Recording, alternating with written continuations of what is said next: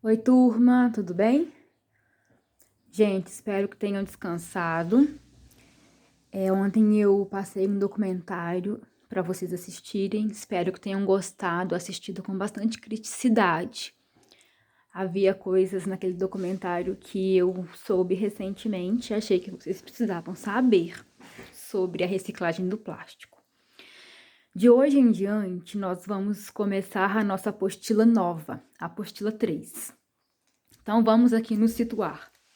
Nós estamos na apostila 3, apostila 3 é o capítulo 5 e vocês vão estudar comigo a frente B, certo? E esse capítulo, ele vai tratar das algas e dos fungos. Duas matérias que eu gosto bastante, né, gente? Vocês sabem que eu tenho pé na botânica, não adianta, e eu amo, eu adoro, eu admiro.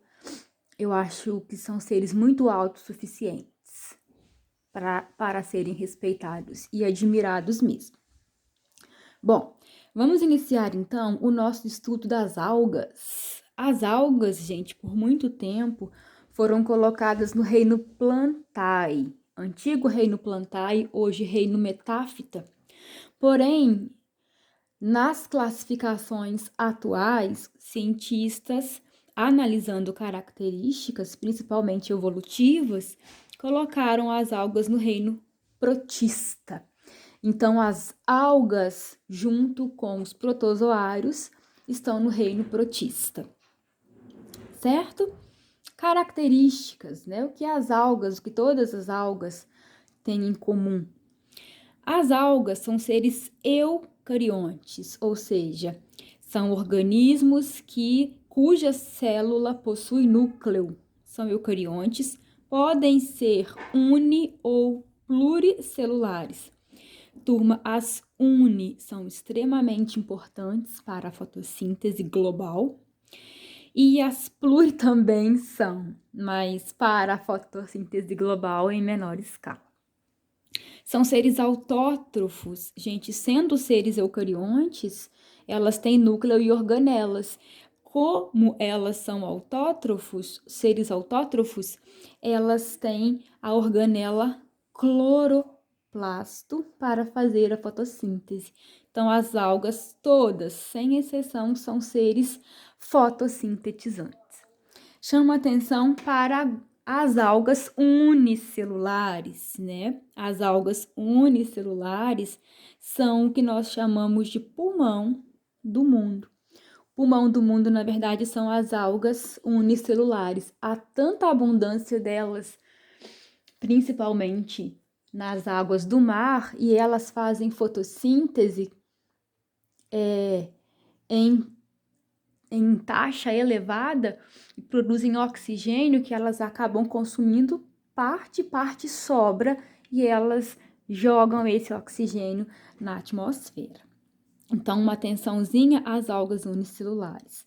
E essas algas unicelulares, turma, fazem parte do que nós chamamos de plâncton.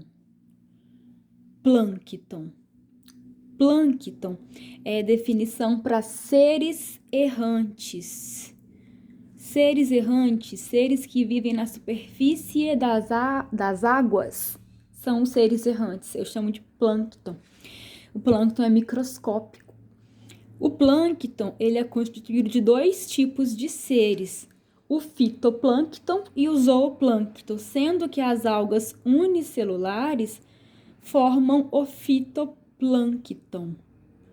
Então, de agora para frente, o que eu falar para vocês de algas são algas que formam o fitoplâncton.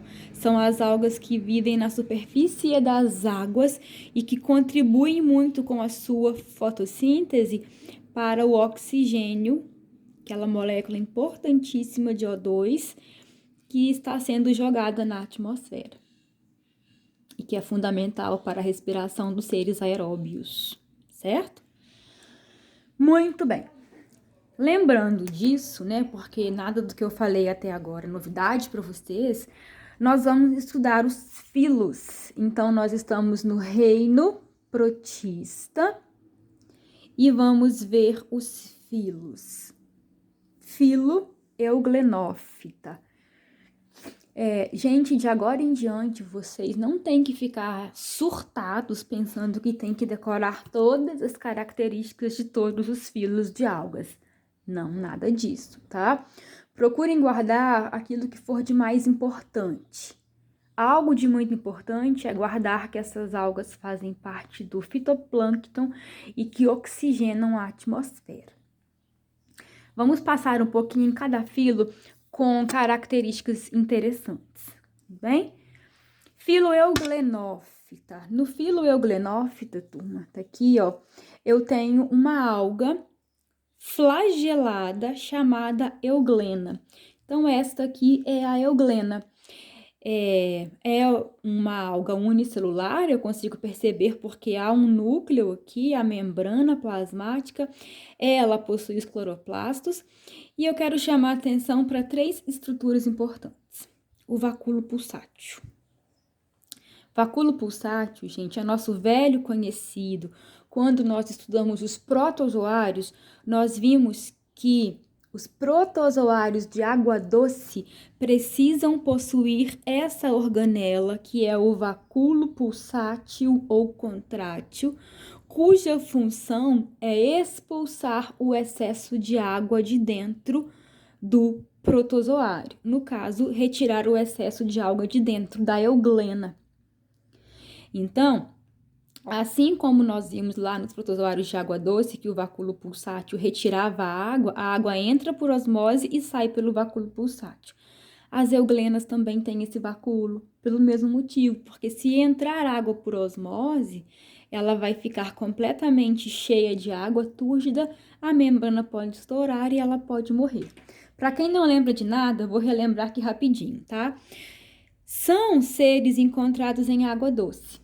Certo, gente? Quando eu comparo a água doce com a água do mar, a água do mar é mais salgada, tem mais sais. A água doce tem menos sais. Então, eu falo que a água doce é o meio menos concentrado, tem menor quantidade de sais. Dentro da euglena é o meio mais concentrado. Aqui tem muito maior quantidade de sais minerais. Logo, se ela está dentro da água doce, o que vai acontecer aqui? Processo de transporte através da membrana chamado osmose. A osmose, gente, é um transporte em que a água sai do meio menos concentrado e vai para o meio mais concentrado. O meio menos é fora da euglena, é a água doce. O meio mais é dentro dela. Então, a água entra. Quando a água entra, ela vai virar uma bolota. Mas não vira, por quê? Porque essa água que entrou através da membrana vai sair pelo vacúolo pulsátil. Relembraram aí?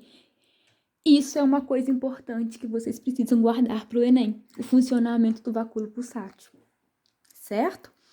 Bom, outra organela importante que a euglena tem é o flagelo. Opa, organela não, perdão. Organela? Não, organela não.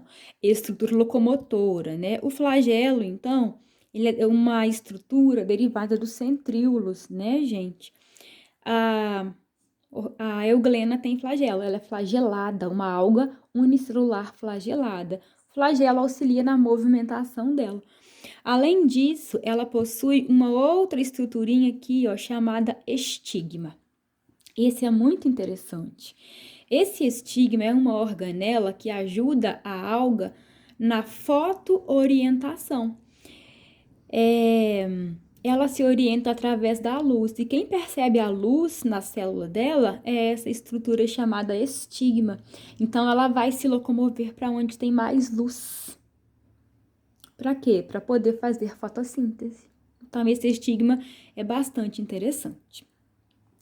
As euglenas, gente, as euglenófitas, as algas euglenófitas, elas são algas mixotróficas. Não todas, tá? Algumas são mixotróficas. A euglena é mixotrófica. O que isso quer dizer? Que ela tem uma nutrição facultativa.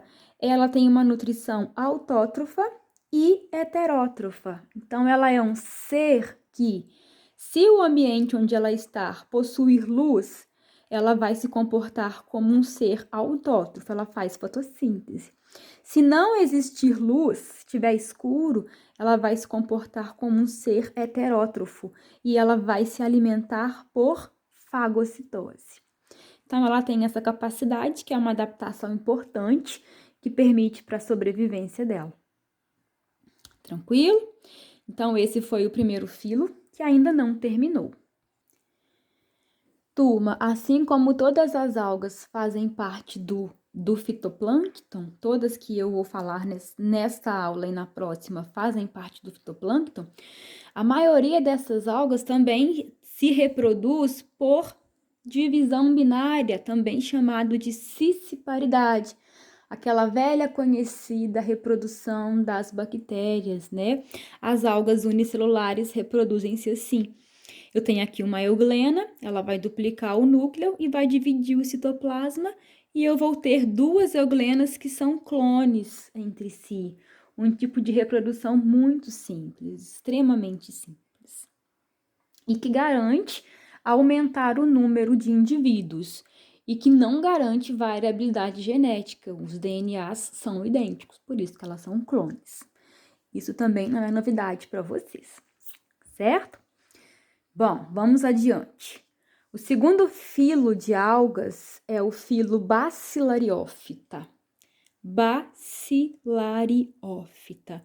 São algas conhecidas como diatomáceas, as diatomáceas. Gente, quando eu estudava, eu amava ficar vendo isso no microscópio. Elas são tão bonitas, tão diferentes, tão diversificadas, que eu passava ali 1, 2 horas tranquilamente, só observando no microscópio tanta beleza. E eu pensava, gente, como é possível a gente nem enxergar coisas tão maravilhosas assim? E eu me encantava, nossa, nas minhas aulas de algas eu ficava extremamente encantada.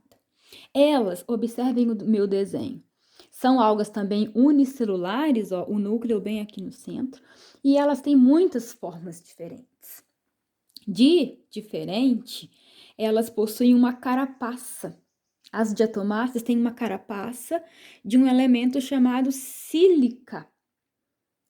Essa carapaça, gente, é uma estrutura que envolve todo o corpo da diatomácea, como se fosse, sabe o exoesqueleto dos artrópodes? É como se fosse isso, um exoesqueleto, é uma carapaça. E algo muito interessante é que quando essas algas que têm essa carapaça de sílica morrem, essa carapaça ela decanta e lá no fundo do mar elas formam uma terra chamada terra de diatomito. Essa terra, gente, de diatomito tem muitos usos para os seres humanos. As pessoas fazem filtros de piscina com essas carapaças de algas. As pessoas fazem abrasivos. Abrasivos são polidores, né? São produtos de lixar superfície. Creme dental, procurei aqui no meu não tem, mas eu já vi algumas marcas que colocam essas carapaças das diatomáceas na fabricação, porque eles são abrasivos, né? São polidores.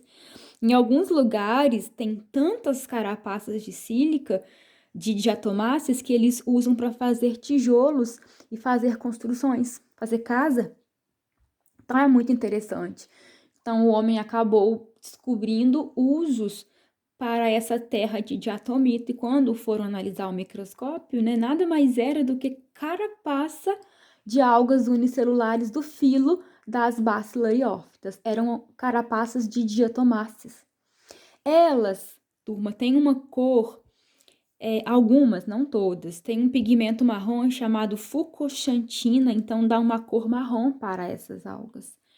A reprodução muito similar das euglenas, geralmente por divisão binária. Geralmente, quando o ser é unicelular, ele faz divisão binária, tá? Tranquilo com as bacillariófitas? Muito bem. Outra coisa, lá no meu laboratório de anatomia vegetal, quando eu estava lá no mestrado, tinha abrasivo feito de diatomácea para a gente poder lixar algumas superfícies que precisávamos. Muito, gente, muito interessante. Eu vou dividir o vídeo em dois, tá? porque senão vai ficar extremamente longo. Até a próxima aula, então.